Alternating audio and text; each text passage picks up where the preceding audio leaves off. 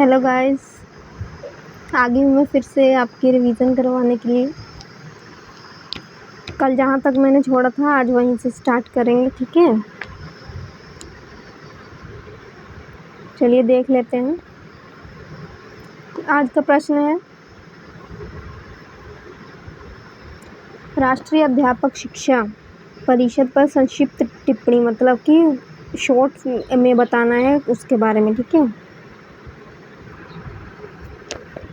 राष्ट्रीय अध्यापक शिक्षा परिषद संक्षिप्त टिप्पणी। राष्ट्रीय अध्यापक शिक्षा परिषद सन 1973, ठीक है, सन 1973 में इसका कार्य कर रही है। 1973 से इसके गठन में कुछ कठिनाइयां प्रारंभ से ही विद्यमान रही हैं।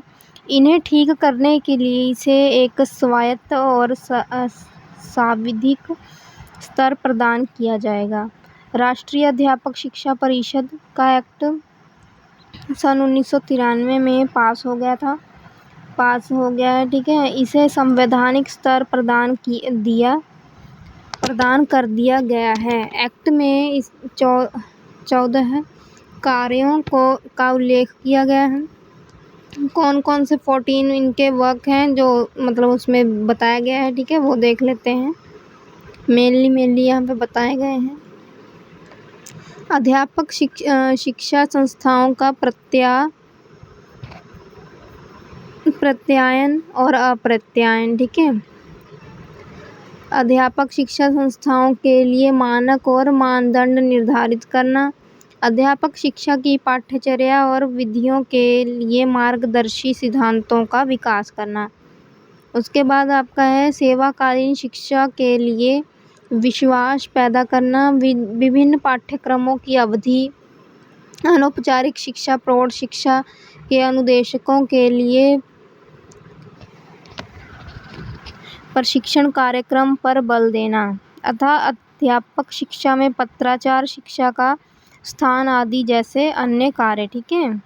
मतलब सब क्या है इसमें उसके कार्य बताए गए हैं कि कौन कौन से कार्य वो करता है। राष्ट्रीय अध्यापक शिक्षा परिषद अवधि, पाठ्यक्रमों की अवधि निर्धारित करता है और प्रौढ़ शिक्षा के अनुदेशकों के लिए प्रशिक्षण कार्यक्रम पर बल देता है, ये सब करता है, ठीक है। अध्यापक सामग्री का निर्माण, वरिष्ठ अध्यापक शिक्षकों का अनुकूलन आदि कुछ कार्य राष्ट्रीय अध्यापक शिक्षा परिषद के सहयोग से राष्ट्रीय शैक्षिक अनुसंधान तथा प्रशिक्षण परिषद, राज्य शैक्षिक अनुसंधान तथा प्रशिक्षण परिषदों द्वारा किए जाते रहेंगे। नई शिक्षा नीति में मुख्य बातों की दृष्टि से शिक्षकों का प्रशिक्षण आवश्यकताओं से संबंधित पाठ्यचर्या में संशोधन की आवश्यकता होगी। उसमें विशेष रूप से शिक्षा और संस्कृति के एकीकरण, कार्य अनुभव, शारीरिक शिक्षा तथा खेल और भारतीय संस्कृति एकता की समस्याओं के अध्ययन और भारत की एकता पर जोर दिया जाएगा, ठीक है।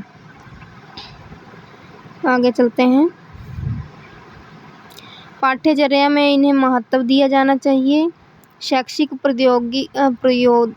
प्रौद्योगिकी, शिक्षण अध्ययन क्रिया की पद्धतियों और उनकी विषय वस्तु और रूपरेखा को प्रभावित करेगी। पाठ्यचर्या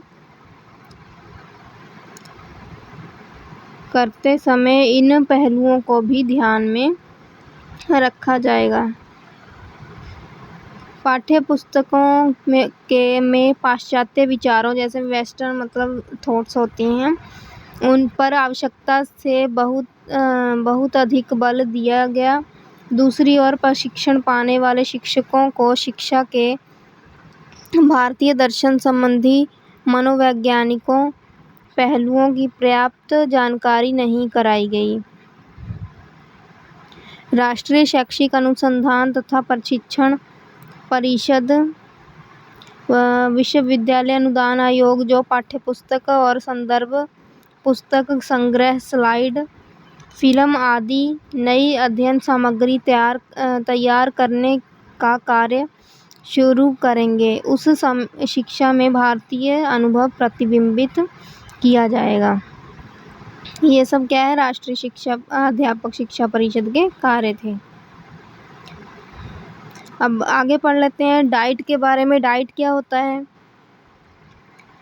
diet district institute of education and training, जिसे डाइट भी कहते हैं, यह भारत सरकार द्वारा शुरू किया गया एक शैक्षणिक संस्थान है। ये क्या है? एक इंस्टीट्यूट है, ठीक है, मतलब ऑर्गेनाइजेशन है एक, जो क्या करती है, डिस्ट्रिक्ट के जो जिला परिषद के मतलब एजुकेशन ट्रेनिंग का जो काम करती है, यही करती है डाइट, ठीक है।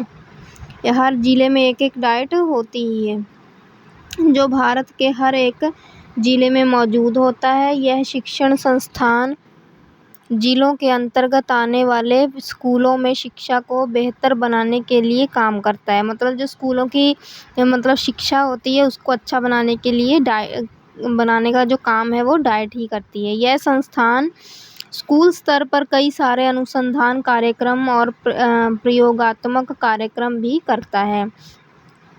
यह संस्थान जिले में शिक्षा का स्तर कैसा है, स्कूल अपनी जिम्मेदारियां सही तरीके से निभा रहा है कि नहीं, क्या सरकार द्वारा बनाए गए योजना स्कूलों में लागू है कि नहीं, इन सभी से जुड़े सर्वे करता है, ठीक है, मतलब सर्वे करता है वो। इसके साथ ही यह बच्चों के नए तरीके से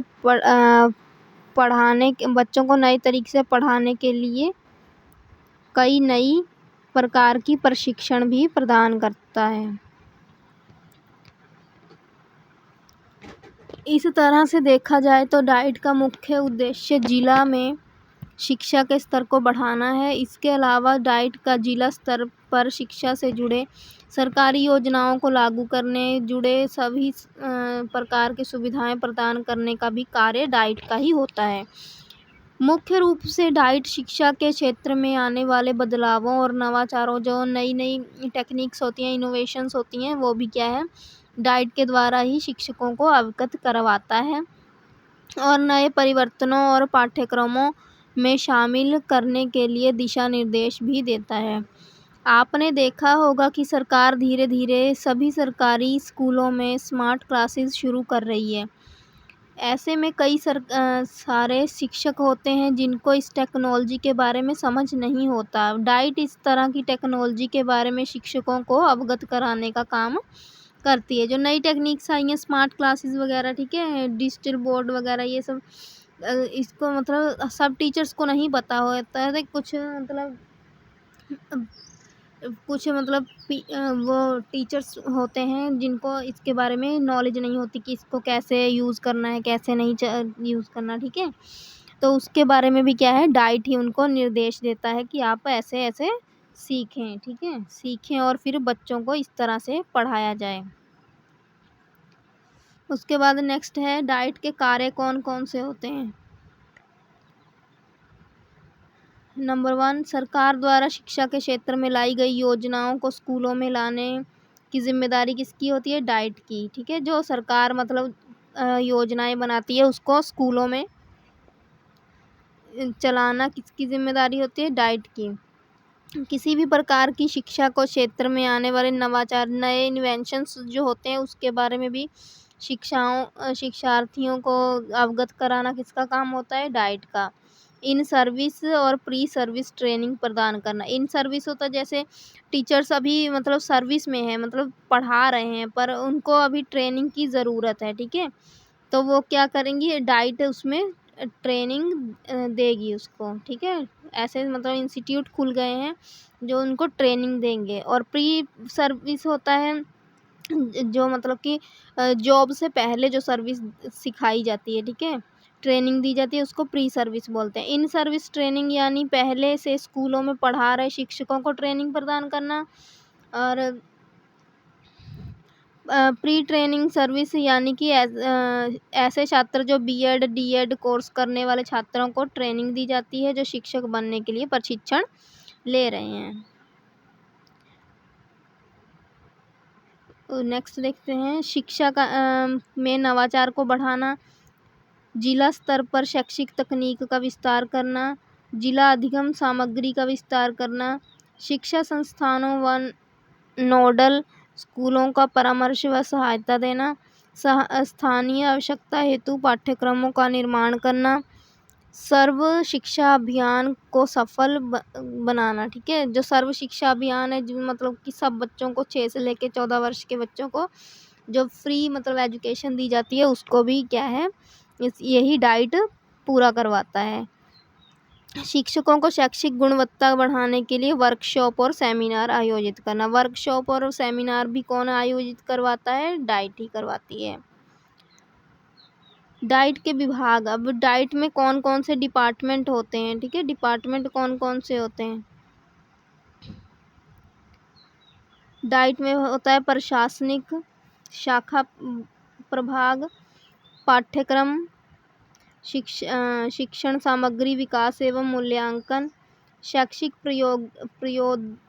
प्रौद्योगिकी विभाग, सेवा पूर्व शिक्षक प्रशिक्षण, सेवारत शिक्षक प्रशिक्षण, प्री सर्विस ट्रेनिंग और इन सर्विस ट्रेनिंग। ठीक है, नवाचार समन्वय प्रभाग, कार्यानुभव विभाग, जिला संस्थान इकाई विभाग, नियोजन व प्रबंधक विभाग। इसको आप ऐसे ही मतलब इनके नेम्स हैं ये, इसको आपको ऐसे ही पढ़ना है।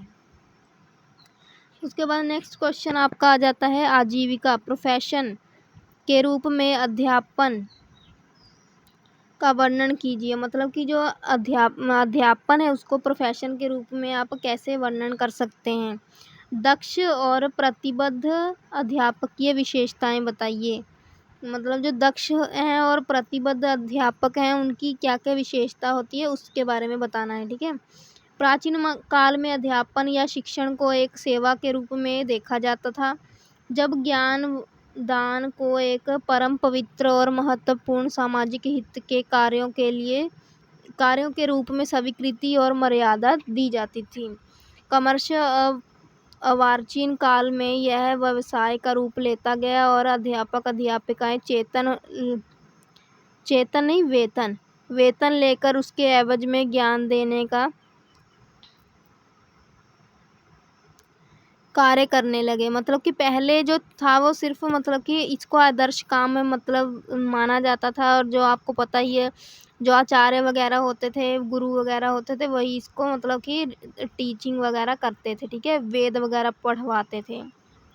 आधुनिक काल में इसे एक उद्यम के रूप में आजीविका का स्वरूप प्रदान किया जा रहा है। अब का जो टाइम है इसको क्या है एक प्रोफेशन के रूप में मतलब माना जा रहा है, और इसको मतलब एक वर्क के तरह देखा जाता है, और विश्वविद्यालय अनुदान आयोग इस दिशा में अपनी सहमति व्यक्त कर दी है। बाद में राष्ट्रीय अध्यापक शिक्षा परिषद के द्वारा भी अध्यापन को आजीविका के रूप में मान लिया गया, और इस हेतु गुणात्मक सुधार और स्तरोन्नयन की आवश्यकता पर बल दिया गया। अब जैसे प्रोफेशन है तो उसको अच्छा भी तो होना चाहिए। ठीक है, उसमें गुणात्मक परिवर्तन भी तो होना चाहिए। तो इसके लिए क्या है मतलब अध्यापन का जो स्तर है ऊंचा करने के लिए इसकी आवश्यकता पर बल दिया गया। वास्तव में किसी भी उद्यम या प्रोफेशन में कुछ मूलभूत तथ्यों को ध्यान दिया जाता है जो न्यूनतम कौशलगत दक्षता और कार्य आधारित प्रतिबद्धता और व्यवहारगत निष्पादन से संबंधित होते हैं। मतलब कुछ ऐसे तथ्य होते हैं जो इसको मतलब कि प्रोफेशन के रूप में साबित करते हैं और इसके गुणवत्ता को बढ़ाते हैं।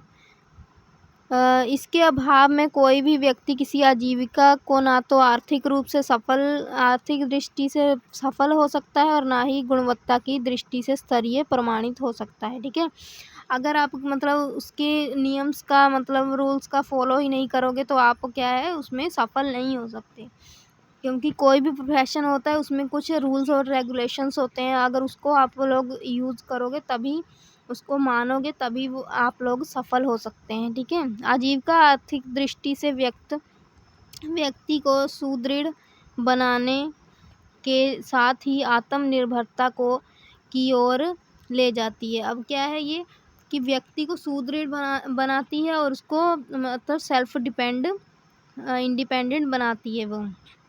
इस हेतु आजीविकागत अभ्यास और प्रोफेशनल प्रैक्टिस की निरंतरता को बनाए रखने के लिए अपरिहार्यता भी होती है। अब जो प्रोफेशन है उसको क्या है, प्रैक्टिस भी करनी पड़ती है और उसको प्रैक्टिस को निरंतर रूप से रखना पड़ता है, ठीक है, निरंतर करना पड़ता है।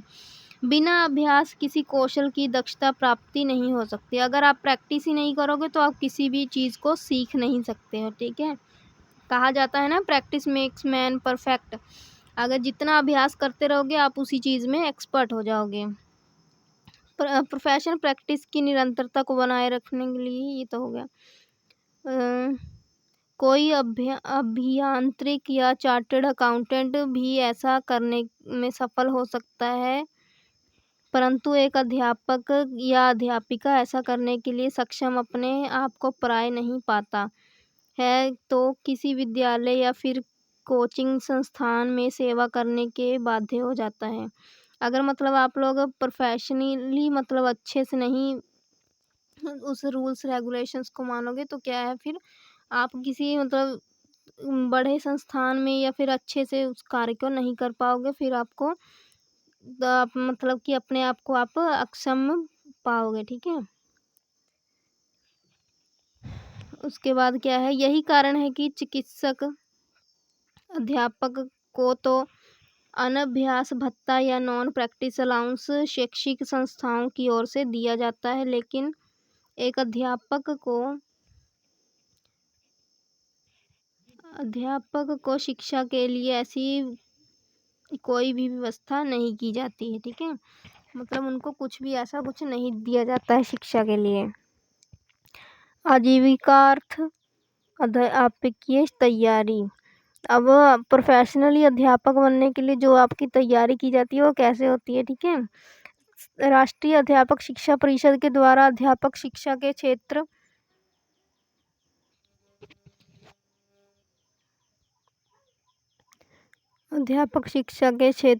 कहाँ गया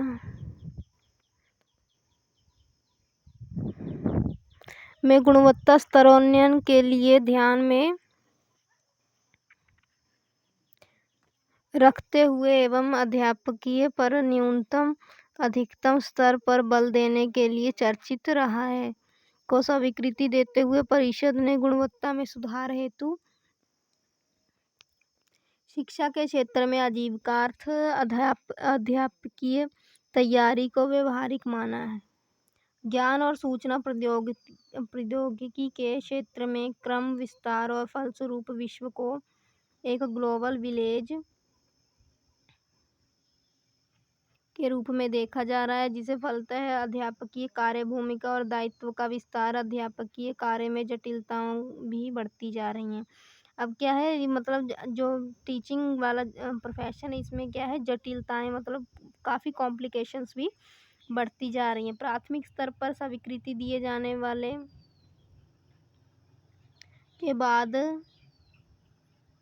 अधिगमकर्ताओं की संख्या में भी भावी विस्तार और आज अस्वीकृत नहीं किया जा सकता। यह विस्तृत अवश्य ही शिक्षण गुणवत्ता स्तर को प्रभावित कर सकता है। अभी अधिगम वातावरण संभावना को अवहेलित नहीं किया जा सकता। आनंदपूर्ण स्वतंत्र वातावरण और क्रिया विधिक व आजीविकागत शिक्षण और प्रशिक्षण को ग्रहण करने के लिए बाध्य कर सकती है। इस हेतु व्यक्तिक अनुभव को महत्व दिए बिना काम नहीं चल सकता। मतलब उसका व्यक्ति का खुद का भी इसमें क्या होना चाहिए, इंटरेस्ट होना चाहिए, तभी वो एक अध्यापक बन सकता है। मान लो ज़बरदस्ती किसी को कोई भी कोर्स करवा दो, उसमें उसका इंटरेस्ट ही नहीं है तो क्या वो अच्छे से कर पाएगा? नहीं, उसको कोई भी इंटरेस्ट नहीं रहेगा। उसकी जो रुचि होगी वो किसी और चीज़ में होगी और वो इसको एक क्या है, बोझ की तरह समझेगा, ठीक है। इस हेतु उपचारात्मक शिक्षण सहायता लेने की आवश्यकता होगी। ज्यों-ज्यों कक्षा में अधिगमकर्ताओं की संख्या और विविधता में अंतर बढ़ेगा, शिक्षण कार्य अधिक कठिन होता जाएगा। जैसे मतलब जो अधिगमकर्ता होते हैं वो अलग-अलग मतलब कल्चर से आए होते हैं, अलग-अलग मतलब उनकी जो नेचर होता है, इंटरेस्ट होता है वो अलग-अलग होता है, तो उसी हिसाब से उनको उनका जो पढ़ाने का ढंग होगा सब कुछ क्या होगा, अलग अलग होगा। पर अगर आप लोग उसको ट्रेनिंग दे दोगे तो फिर वो मतलब एक जैसे ही पढ़ाएंगे या फिर और अच्छे से पढ़ा पाएंगे, क्योंकि उनको फिर पता चल जाएगा कि कौन से इंसान को कैसे पढ़ाना है। ठीक है, उसके बाद क्या है, दक्ष और प्रतिबद्ध अध्यापकों की विशेषताएं।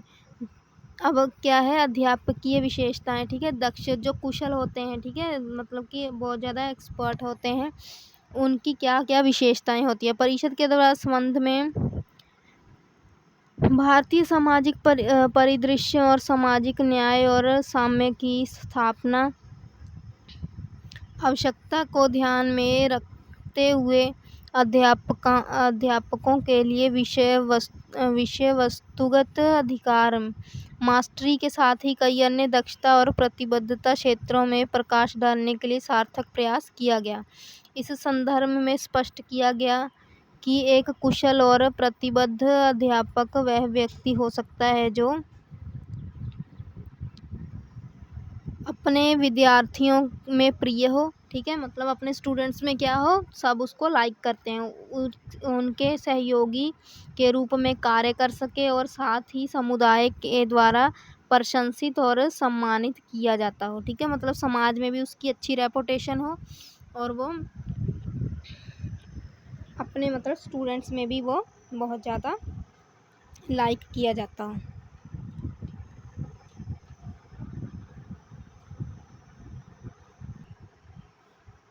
अनुकूल प्रिय व्यवहार का प्रदर्शन करने वाला हो, मॉडेस्ट बिहेवियर प्रदर्शन करने वाला हो, राष्ट्र निर्माण की प्रक्रिया में अपने अंशदान के प्रति आवश्यक आत्म अवधारणा सेल्फ इमेज रखता हो। ठीक है, साथ ही आत्मविश्वास सेल्फ कॉन्फिडेंस भी उसमें विद्यमान हो।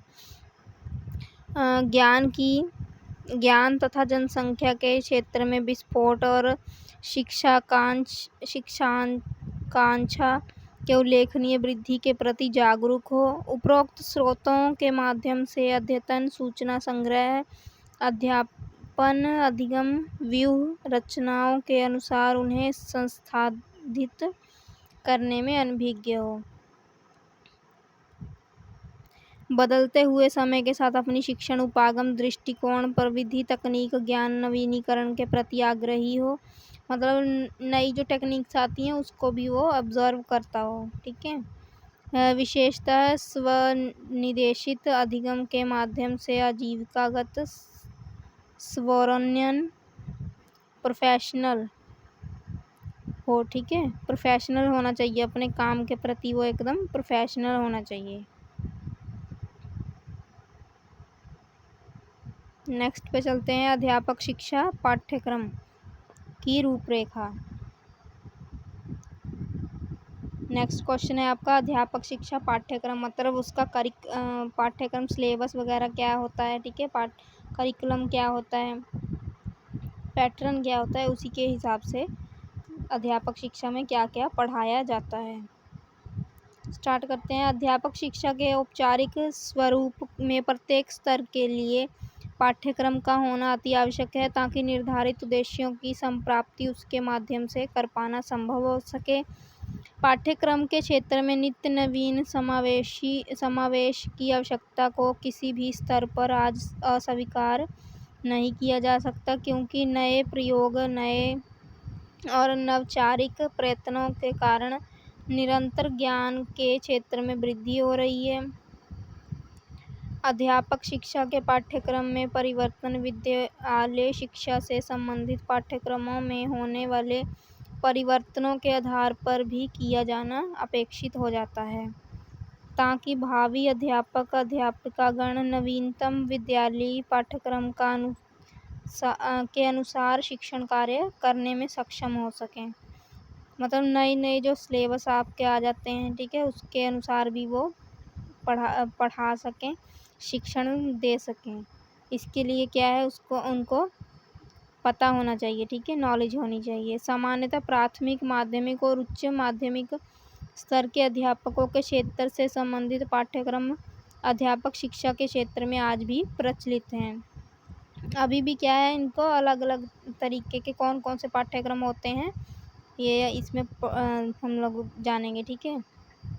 पूर्व प्राथमिक स्तर, पूर्व प्राथमिक क्या होता है, अर्ली एज जो होती है, ठीक है। अर्ली चाइल्डहुड में क्या क्या बच्चे को पढ़ाना है, कैसे पढ़ाना है, ये सब आपको अध्यापक शिक्षा में ही बताया जाता है। राष्ट्रीय शैक्षिक अनुसंधान और प्रशिक्षण परिषद नई दिल्ली द्वारा 1970 में पूर्व प्राथमिक स्तर के लिए जिस पाठ्यक्रम प्रारूप को प्रस्तुत किया गया, उसकी रूपरेखा को निम्नानुसार प्रदर्शित किया जा सकता है। भाग अ, मतलब पार्ट 1 में क्या बताया गया है, सैद्धांतिक पाठ्यक्रम। पूर्व प्राथमिक शिक्षा, दार्शनिक आधार और ऐतिहासिक पृष्ठभूमि।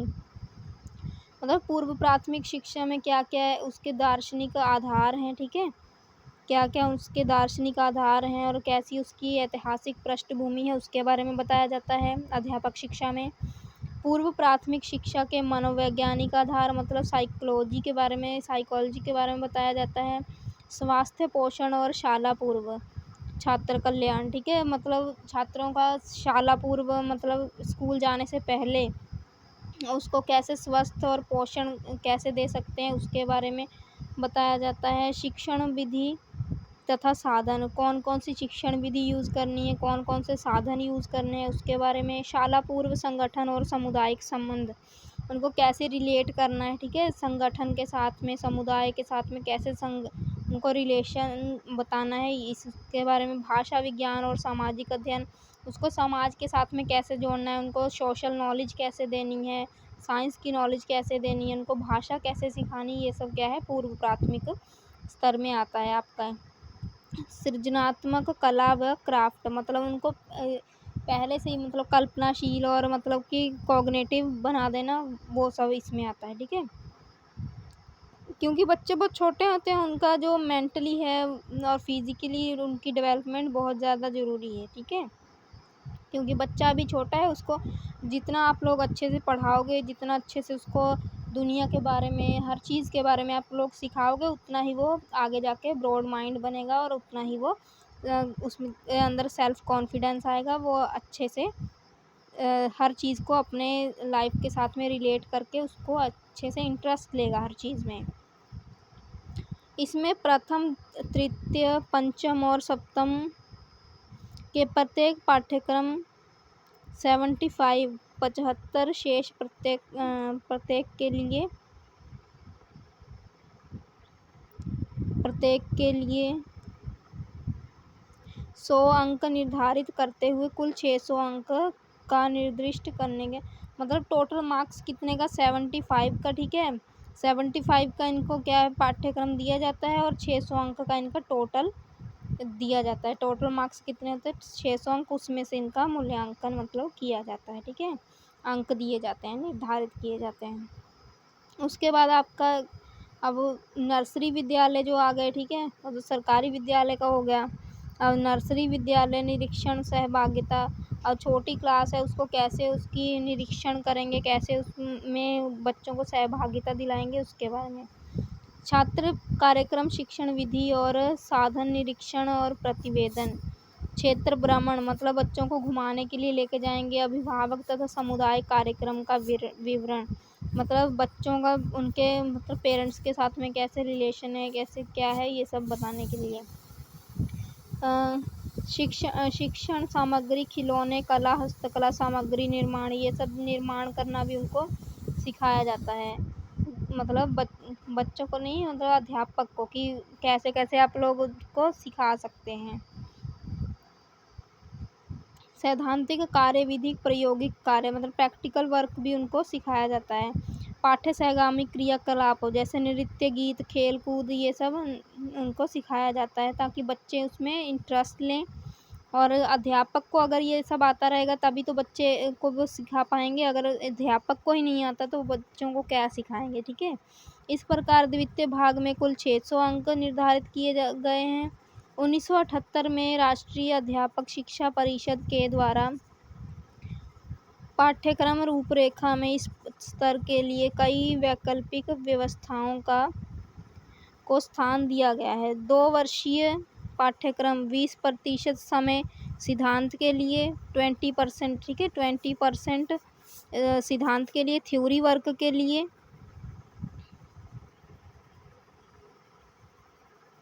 चल ही नहीं रहा। थ्योरी वर्क के लिए और उसके बाद जिसमें उभरते हुए भारतीय समाज के शिक्षा तथा बाल विकास। अब इसमें कौन कौन सा उभरते भारत की शिक्षा और शिक्षा बाल विकास और विशिष्ट पाठ्यक्रम को स्थान दिया गया है, जिसमें समाज, बाल विकास, गायन, कला आदि के साथ सम्मिलित किया गया। 20% क्या है आपका इसी में जाता है। और फिर उसके बाद 20% आपका गाने में और बाल विकास समाज के रिलेशन, उसमें आपको 20% रहता है। और 60% ये कितना हो गया, 40% हो गया, ये दोनों हो गया 40%। तो उसके बाद 60% समय तीसरे भाग में, फर्स्ट भाग में, सेकंड भाग में 60% तीसरे भाग में निर्धारित किया जाता है, जिसमें शिक्षण विधि, शिक्षण अभ्यास और विधिगत प्रायोगिक कार्य को स्थान दिया जाता है। पाठ्यक्रम योजना सिद्धांत का कम और विधिगत भाग को अधिक महत्व प्रदान किया जाता है।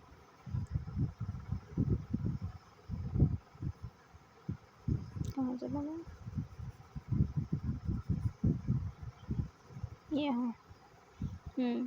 अब आ गया प्राथमिक स्तर। अब इससे पहले कौन सा था, पूर्व प्राथमिक स्तर चल रहा था। अब क्या चलेगा, प्राथमिक स्तर, मतलब 1 से लेकर 5 तक। ठीक है, 1 से लेकर 5 तक जो क्लासेस होती हैं उसमें कैसे क्या करना है उसके लिए समझाया जाता है। इसमें क्या है, इस स्तर के लिए भी NCTE के द्वारा 1978 में पाठ्यक्रम प्रारूप को स्पष्ट करने के लिए प्रयास किया गया। इसके अंतर्गत शिक्षा में द्विवर्षीय पाठ्यक्रम के साथ ही स्नातकोपरांत 1 वर्षीय पाठ्यक्रम को महत्व दिया गया। यद्यपि कक्षा 10 के बाद द्विवर्षीय सामान्य आजीविका शिक्षा और 3 वर्षीय व्यावसायिक शिक्षा, और 10th के बाद द्विवर्षीय, ठीक है, सामान्य आजीविका शिक्षा प्रोफेशनल कोर्स हो गया, और 3 वर्षीय क्या है, कमर्शियल कोर्स हो गया, ठीक है, व्यवसाय वाला का भी जरूरी माना गया है। ठीक है, इसमें से आजीविकागत पाठ्यक्रम प्रोफेशनल कोर्स जो है वो, मतलब जैसे 10th के बाद ITI वगैरह ये सब आपको करवा दिया जाता है, ये सब क्या है ज़्यादा इसमें प्रचलन में अधिक है। और BTC या BSTC और BSTC ये सब क्या है आपका की संज्ञा दी जाती है इसको, मतलब उसके बाद क्या है द्विवर्षीय BTC पाठ्यक्रम। अब BTC पाठ्यक्रम में क्या क्या पढ़ाया जाता है, उसमें कौन कौन सा सिलेबस बताया जाता है, ये वो बताया गया है यहाँ पे। सैद्धांतिक पृष्ठभूमि प्रश्न पत्र, मतलब प्रश्न पत्र कौन कौन से आते हैं, ठीक है, सैद्धांतिक पृष्ठभूमि से रिलेटेड। शिक्षा सिद्धांत, शिक्षा मनोविज्ञान, शिक्षण सिद्धांत, प्रारंभिक शैक्षिक समस्याएं, नवचारिक प्रवृत्तियां और शैक्षिक मूल्यांकन, पाठशाला प्रबंध, सामुदायिक शिक्षा और स्वास्थ्य शिक्षा। क्योंकि बच्चों से रिलेटेड ये BTC है, तो फिर उसके लिए आपको स्वास्थ्य से रिलेटेड, समुदाय से रिलेटेड, उसके प्राथमिक शैक्षिक समस्याएं कौन कौन सी होती हैं उसके बारे में पता होना ही चाहिए। उसके बारे में आपको अध्यापक शिक्षा में बताया जाता है। और शिक्षण के कौन कौन सी थ्योरीज हैं, कि कौन कौन सी विधियां हैं, ये सब भी इसमें बताया जाता है। विषय आधारित, ठीक है, विषय आधारित पहले तो आपका सैद्धांतिक हो गया, ठीक है, पहले सैद्धांतिक हो गया सिद्धांतों वाला। अब आपका हो गया विषय आधारित, मतलब कि सब्जेक्टिव कौन कौन सा होता है। ठीक है, विषय आधारित शिक्षण विधि, कक्षा शिक्षण तथा प्रायोगिक कार्य। खंड 1 में कौन कौन सा दिया गया है, शिक्षण विधियां, सैद्धांतिक शिक्षण विधि तथा सत्रीय कार्य। ठीक है, कौन कौन से, मतलब प्रैक्टिकल वर्क होते हैं, ठीक है, सेमेस्टर के हिसाब से। और शिक्षण विधियां कौन कौन सी होती हैं, टीचिंग मेथड्स कौन कौन से होते हैं, बाहरी मूल्यांकन धारित विषयाध्यापन, हिंदी, गणित, सामाजिक विज्ञान दोनों वर्षों के लिए, मतलब 2 वर्ष की होती है BTC। ठीक है, तो दोनों वर्षों में कौन कौन से सब्जेक्ट रहते हैं, हिंदी, गणित, सामाजिक अध्ययन और विज्ञान, दोनों ये मतलब चारों सब्जेक्ट ये कंपलसरी रहते हैं और इनका ज्ञान लेना बहुत ही ज़रूरी है। विज्ञान में प्रायोगिक क्रिया आधारित और सत्रीय कार्य तथा अन्य विषयों के लिए प्रबंध लेखन और मूल्यांकन कार्य के बारे में जानकारी, जिसमें विविध वर्गीय प्रश्न रचना, ज्ञानात्मक, अवबोधात्मक, लघु उत्तरीय और वस्तुनिष्ठ सम्मिलित होते हैं।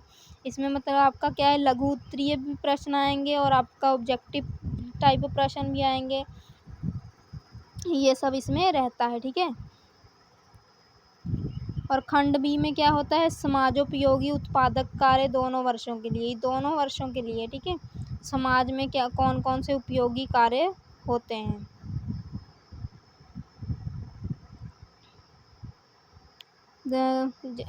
जैसे कृषि हो गया, शिल्प हो गया, गृह विज्ञान हो गया, ये सब भी इसमें करवाया जाता है।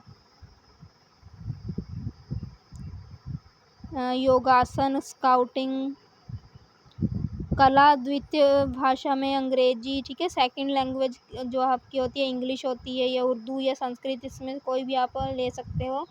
एक नैतिक शिक्षा और शारीरिक शिक्षा, योगासन, स्काउटिंग, प्राथमिक चिकित्सा आदि मात्र 1 वर्ष के लिए, ये सिर्फ 1 साल के लिए ही होता है। ठीक है। ये कला वगैरह वाला ये वाला कोर्स सिलेबस जो होता है आपका 1 वर्ष के लिए ही होता है। सामुदायिक सहकार्य और सहभागिता, सामुदायिक कार्य, अनौपचारिक शिक्षा और संगीत आदि। इस पाठ्यक्रम के लिए एक अध्यापन सत्र में कम से कम कुल कार्य दिवसों की संख्या 220। कुल कार्य दिवस कितने आपके रहेंगे इसमें, 220। ठीक है। 220 दिन का कोर्स टोटल रहता है। निर्दिष्ट करते हुए 20 दिवस को प्रवेश आदि कार्य के लिए निर्धारित है। 20 डेज जो है वो आपका एंट्रेंस वगैरह के लिए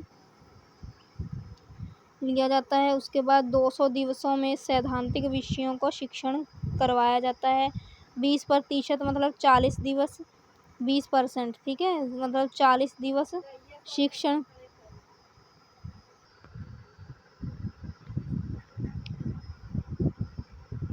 शेष 200 दिवसों में सैद्धांतिक विषय। ठीक है। सैद्धांतिक विषय 20%, 40 शिक्षण विधि, कक्षा शिक्षण, प्रायोगिक कार्य, और 60% जो 20 दिन 120 दिन आपके बचते हैं। ठीक है। तथा सामुदायिक सहकार्य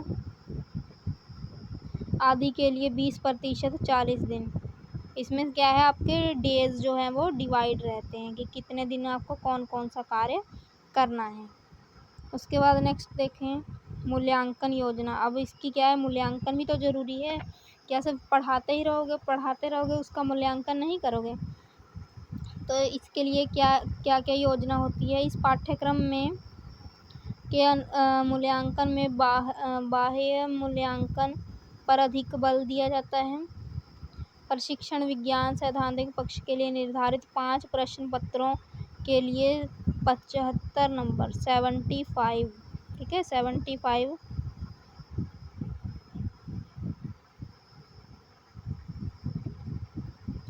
मार्क्स का क्या होता है आपका, प्रत्येक के लिए निर्दिष्ट किए जाते हैं 3 घंटे की अवधि प्रश्न पत्र हेतु। 3 आवर्स की अवधि रहती है, 3 घंटे का पेपर रहता है, और 75 मार्क्स का पेपर होता है। द्वितीय भाग में क्या होता है, चारों विषयों की लिखित परीक्षा होती है। मतलब लिखित मतलब रिटर्न में। ठीक है। रिटर्न परीक्षा होती है, द्वितीय वर्ष के अंत तक होना निश्चित किया जाता है। प्रत्येक प्रश्न पत्र